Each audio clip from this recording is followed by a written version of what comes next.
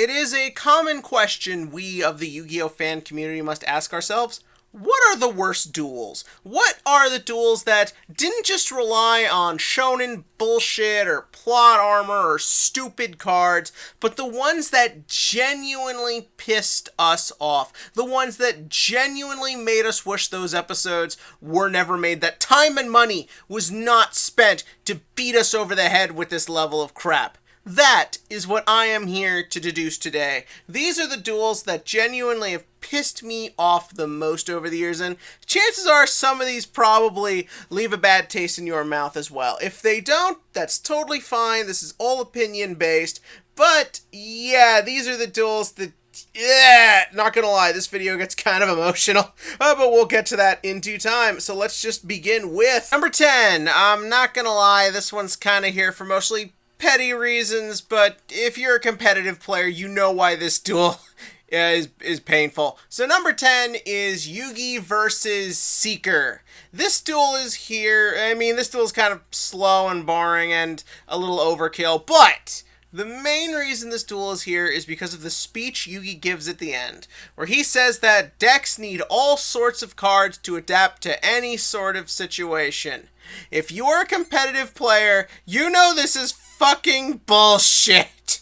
Seeker's deck is perfectly built for what it needs to do. Why? Because when you build a deck, you need it to function. You need it to do the things you want it to do correctly. This means maxing out on consistency. That means pairing it off with cards that complement the strategy very well. Now, yes, decks do need ways to deal with different situations. However, there's a very clear difference between what is considered actual good deck building and what is being mentioned here. And unfortunately, this speech ends up sticking with a lot of anime onlys. So when they make the jump to competitive, they end up having this really hard time because they essentially have to have their entire understanding of how deck building works slowly changed. And a lot of times it makes a lot of people want to quit because their only understanding of it comes from the anime, not actual deck building. So yeah, this episode is not really bad necessarily. It's just that it kind of caused irreparable damage to the Yu-Gi-Oh community and is maybe part of the reason there's such a big gap between competitive and casual players. Okay, so I know I harp on GX a lot, but hear me out on this. Number 9 is Chaz versus Alexis Duel 1. So, after defeating the 7 Shadow Riders and freeing the world from danger, Chaz decides he is in love with Alexis. And so how does he decide to deal with his erection? Instead of doing the logical things that arrogant, full of themselves, rich, handsome dudes do, he decides he should steal the keys, force Alexis to duel him to get them back, so she will then marry him. Okay. We get Ojama King in a tux. There's that. Also, Chaz decides to give a ritual duelist 3 tokens. Now, I don't know if tokens had been featured, not tokens, ritual monsters have been featured in Alexis's duels to this point. I don't care enough about to look it up. But I feel like Chaz should know this. He sees this girl every day of his life. How would he not know she plays rituals? So yeah, there's that. Oh, and the worst part of all, this is what leads to the 7, to the keys, awakening the sacred beast so a dude in a tube can nearly destroy the damn planet. All this because Chaz wanted his dick sucked. This is fucking bad. This is why I don't like GX. Some of you may say this is cheating, but this is my list. I can do whatever I want. For number 8, we have both Soulburner versus Go and Soulburner versus Alloy. Why are both these duels here, you may ask? Because they're basically the same fucking thing. These are 2 duels that exist for the sole purpose of telling you that you should not care about last season's characters anymore. We want you to care about this cool new character. Now, listen, this is a very big problem with this character and part of why I don't like him. Instead of using using the first few episodes with him to really establish character or contrast with Yusaku or interesting morals or anything like that. They don't have time for that. They got plot to shove down your throat. So instead, they make it that these two characters from the previous season are now in antagonistic roles, so that way Soulburner can show you how cool he is. You should root for him. He's the one doing the right thing. Lots of people have harped on, myself included, about the direction they take Go in this show. And also, the way they treat Aoi in this is pretty bad as well. She also, in her episode, just decides, I'm gonna duel you and get the AIs, damn it. That's not how you represent these characters. It's just done so Soulburner can look good. It's done so they can show off more Salamander crap. Hell, Violet Chimera came out of this. If you hate that OTK card they use, this is where it starts. So yeah, I really hate both these duels, and I really hate what went in behind them, and I hate the way it had ramifications on other characters. Oh yeah, I hate Soulburner. There, see, I can criticize Zale. For number 7, we have Yuma, Ryoga, and Kaito versus the incredibly boring Dr. Faker. This is one of those duels where there's just nothing about it that really stands out. For starters, you're repeating exactly what you did to end off the first season of your last show, except you're doing it more boring. Because once again, you have your three main heroes versus a giant roided out version of the villain who was pulling the strings the whole time type deal. Except this time, your three heroes don't really have the right chemistry to work as a trio. Which is fine for the majority of Zale. Yuma and Ryoga have amazing chemistry, Yuma and Kaito have amazing chemistry, but they don't really feel like a team in the same way Yusei, Jack, and Crow did. You also have it that Goodwin was a fascinating character, Faker isn't. You have it that Goodwin's deck looked really cool, and Waraska Rasha looked really cool. Faker's deck and Big Monster don't. Plus the fact that you have Vector coming in halfway through to just, like, take over sort of shows that even they've lost faith in this villain and just want to get you to the more interesting shit. And above all else, the big issue is there's just nothing that memorable about this duel. Duels where you have 3-on-1 are sort of very hard to make interesting because, well, 3-on-1! But where the Yusei and Goodwin one succeeds is that there's a lot of cool iconic moments. I can't remember anything from this duel. They use their three big monsters they've used a few times already at this point, and the big one that saves them is a fucking turtle. So, what is there for me to care about in this duel? Nothing. That's why we talk about Zale 2 more than Zale 1. I swear, this is the last time I harp on GX in this video. For number 6, we have Alexis versus Atticus. So for all of Atticus's build-up, for all of his mystery surrounding him, for the coolness that was using Red Eye's Black Dragon, what is Atticus's big contribution to GX Season 2 besides losing to Zane? He wants to fuck his sister. He wants him and his sister to be pop stars, and we get a duel so bland, so boring, and so uninteresting. I'm not making this up. I actually thought this duel didn't happen. I thought I made this up as a joke at one point.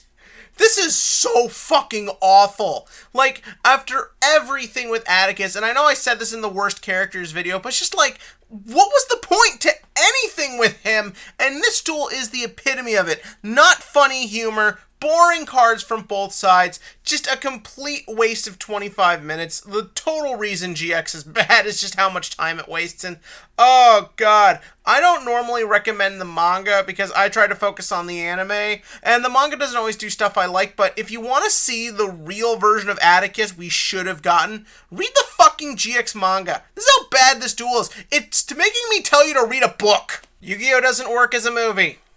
I've realized this. There is no other, like, this whole concept does not work on the big screen, people. Bonds Beyond Time. Bonds Beyond Time. This duel is maybe the most bored I've ever been watching Yu-Gi-Oh! And, like, how? The three protagonists together fighting against a deck of one of the most iconic dragons in the franchise, people. How is this not cool? Well, let's get the obvious out of the way. Like I said with the Yuma duel, it's 3-on-1. How am I ever supposed to believe the villain will win in a 3-on-1 duel? Especially when the 3 duelists are the 3 strongest duelists on the planet. So, how am I supposed to get invested in that? Then you also have the issue of the Malefics. They're kind of boring. They're just the boss monsters, just with a stupid hat on. And I don't even remember, they have effects in the movie, I think? I don't know, none of them are that memorable. And then, to really cement everything, the protagonists don't really do anything. They just kind of summon their boss monsters, and Jaden and Yusei summon shit to be promoted in the movie pack, but that's it. Everyone just kind of gets one turn, does one thing, and then big, explosive Stardust bullshit wins the duel. Also, all Yusei uses is Junk Gardna. Literally the most boring-looking junk monster. Fuck you, Junk Gardna! And now we move to the 4 duels I genuinely hate. First and foremost, Hugo versus Serena. Now, let me set the scene for you guys. So, it's a year and a half into Arc 5. We are knee-deep in a filler arc, and also, we still to this point have no idea what is going on with the U-Boys or the Bracelet Girls. So to see that there's going to be a duel between the two of them, it's pretty excited. It's pretty hype. Also, we knew Crystal Wing was coming. We knew Hugo was getting his big upgrade, and considering how well Yuya's upgrades were shown off, and how well Yuto and Yuri's would later be shown off, yeah, we're all pretty excited and expecting we're finally gonna learn something. Guess what we learned? There was no plan. This was just bad. It's bad from the minute it starts. It's 2 episodes. Also, it's 2 fucking episodes. It's an hour long. So it's 2 episodes of mostly just bad jokes, dumb, nonsensical analyses of each other's strategies, and it's just really freaking bad. Hugo spends the whole duel wanting to have sex with Serena because he thinks she's Rin, even though we had to sit through this whole thing with Yuzu, and it's just awful. And considering the fact that we know how poorly handled the big twists of what the U-Boys was handled, this is really just a big showing that there was no plan and no organization, and they were just spinning their wheels. No. No. You cannot, under any circumstance, expect me to believe a duelist as cool as Reiji, as awesome as his DDD deck is, loses to Yuya. No, I don't care. I don't care if Yuya is the protagonist. I don't fucking care. This duel is just an insult and a real, if you want to show off how not to end a show, this is what you do. Because it's look, many of us were expecting Yuya's final duel would be against Reiji. It made sense and it fit within the show's parameters. The thing is that we were all expecting Reiji to do a lot of cool shit, Reiji stuff. Summon a bunch of synchros, summon a bunch of fusions, XCs, use the DDDs effectively for one last hurrah. What does he do? All he does is summon the upgraded forms of his butt plugs. That's it. He summons the upgraded forms of the most boring cards he plays, and then Yuya runs on a hamster wheel, and then he autoizes, and then the duel is over. The end. Bye-bye, Arc 5. Yeah, this one is really just bad, because, it ends Reiji off on a low note, but also, Yuya's victory didn't feel earned.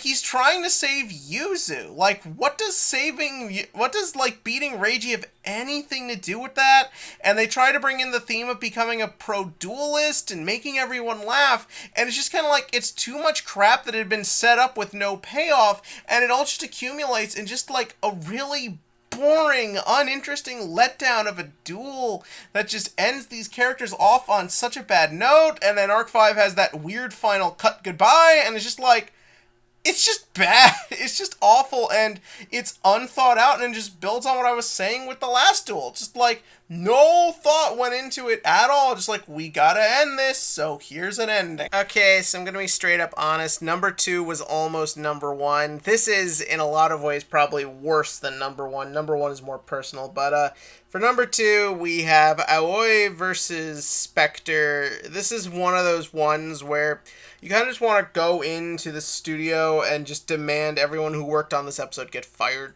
This is bad from start to finish. So the setup for this one is, after building up that Yusaku, Go, and Aoi are going to be working together to save the world, Aoi is taken out in 5 minutes. Yeah, that totally ruins any of the fun of watching them work together. And not only that, she is taken out by what is one of the biggest missteps possible, and that is Spectre, who is our third Lost Incident victim. This should be a big deal because we saw what the Lost Incident did to Yusaku and Jin, and making it that the Lost Incident turned someone into a sadistic lunatic is a good idea. However, they succeed in destroying making that work, and as well as destroying being able to use the Lost Incident victims effectively from here, because Spectre is just a henchman. He doesn't have any ideology of his own. He doesn't have any goals of his own. He just works for Revolver just because. That's it. There is nothing to him as a character. There is nothing to him as a person. He is a henchman, and after this duel, he is taken out in like 5 minutes by big, strong, male power fantasy Yusaku. So yeah, there is all that. How's the duel itself? Pretty damn boring. This is one of those duels where, because Trickstar were meta-relevant, and have a lot of good cards, the only real way for it to make sense for her to lose is to make all of his cards be really overly complicated and really overly wordy and not get a lot of payoff from it. All the cards do 20 things that, when you really think about it, amount to basically nothing except, this is how I beat you because the plot says I have to. There's a lot of really creepy imagery in this duel of the tree roots grabbing Aoi in very creepy ways that aren't like scary, they're just mostly uncomfortable and make me want to not watch at all. And like, then he beats her, and like, then she goes face first into the pavement and is knocked out, and then like just disappears while Akira and Go get like these cool triumphant final scenes before they're also axed off. And it's just like, why any of this? Who planned this? Who made this way? It's just genuinely horrendous, and it's just not fun to watch, and just thinking about it kind of just makes me miserable. So number 1 is genuinely, wholeheartedly one of the worst television experiences of my life, and that is Leo versus Divac. And maybe you may be thinking to yourselves, why this one? What's so bad about this one? Sit back, people. There's some stuff to talk about. So first and foremost, there is the setup for which this duel happens. It's time for the Signers to fight the Dark Signers. So therefore, Luna must go up against some guy who has Ancient Fairy Dragon. So, on the journey to this duel, and many of us were actually a little excited to see what Luna could actually do, because she hadn't really done anything at all up till this point. We all know how I feel about Luna. But so, Luna gets teleported, because that's a thing that can happen, apparently. She gets teleported to another dimension, so therefore, who's gonna fight Divac? It can't be one of these, like, capable, badass duelists. It's gotta be Leo, a little kid with no magic. Now, I'm not against the idea of the kid who doesn't have a greater destiny or purpose rising to the occasion to deal with a big scary threat. I actually really like that in concept. In execution, though, this is not done right at all. The minute the duel starts, it is just pure fucking misery. Like, everything Divac does to Leo just results in him getting seriously hurt and tortured and in pain. And it's like, you're just watching this kid suffer for no fucking reason. On top of that, the duel is insanely boring. Nothing either of them does is really that interesting at any point. And so maybe we're thinking, well, maybe the other plot can help us. Maybe Luna in this other dimension trying to save all the creatures is going to be exciting. Did anything sound exciting about that in a Yu-Gi-Oh series? It's not. It's her and Miracle Flipper running from monkey ninjas, because that really works juxtaposed to what else is going on in the plot in this weird Alice in Wonderland knockoff, and it's just awful. It's not entertaining. It's kind of boring and really poorly presented to us. So there's nothing to be entertained by it. So when you have this duel that's really miserable and unpleasant and not fun at all, and you have the other side of the plot that is also really boring and uninteresting, like, it just results in this miserable viewing experience. And then when Luna comes back, she gets to basically be the big hero and do the things that stops Divac. And I'm just like, no, this wasn't earned at all. Nothing about this felt right. And then, like, you get to the resolution where Ancient Fairy Dragon's like, thank you, Luna, for doing all this. Oh, your brother, he's alright too. That's essentially how this whole thing ends, and I'm just like, no, this is just awful. This is not awful. Just really bad. And this was when I was getting back into Yu-Gi-Oh! So, like, this almost made me want to stop. I'm not kidding. It's that terrible. But yeah, no, this is just genuinely an awful hour and a half of television, and so damn long. So yeah, that was it. Those are the 10 worst duels in Yu-Gi-Oh! Is this your list? Probably not. Tell me about that below. It is mine, and it is all just my opinion, but I'd be hard-pressed to find anything less likable than these duels. But if you've got them, tell me them below. And as always, click to like, click to subscribe, and join me for the top 10 best duels where we can have some more fun.